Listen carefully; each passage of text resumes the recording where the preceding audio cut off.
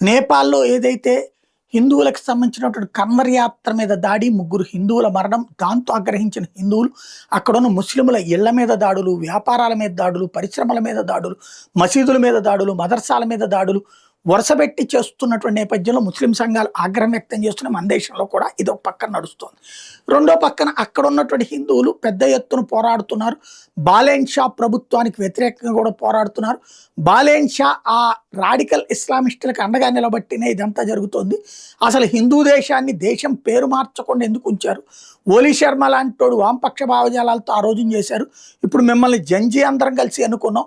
మీరు ఇప్పుడు మతం పేరు మార్చకుండా మీరెళ్ళి కూడా చాదర్లు సమర్పిస్తున్నారు. ఏ విధంగా హిందూ దేశం మీరందరూ కూడా అంటూ బాలేన్ షా ప్రభుత్వాన్ని నిలదీస్తున్నటువంటి పరిస్థితి. దీంతో అక్కడ ఉన్నటువంటి మీడియా ప్రొవకేషన్ బిగిన్ చేసింది. అయితే బాలేన్ షాని దించేసేసి ఓలీ శర్మ వస్తే కరెక్ట్ అనుకుంటున్నారా? ఓలీ శర్మ ఇప్పుడు అధికారంలోకి రావాలని కోరుకుంటున్నారా అంటే, నో, మేము ఓలీ శర్మ రావాలని కోరుకోవట్లేదు. అవసరమైతే భారత్లో కలుపుకోవాలని కోరుకుంటున్నాం, లేదా నరేంద్ర మోడీ లాంటి ప్రధానమంత్రి కావాలని కోరుకుంటున్నాం. హిందువుల ఓచకోతకి గోద్రాలో ఆయన ఏం చేయాలో చూపించాడు. ఇక్కడ కూడా అట్లా కావాలని కోరుకుంటున్నాం అని చెప్తున్నారు.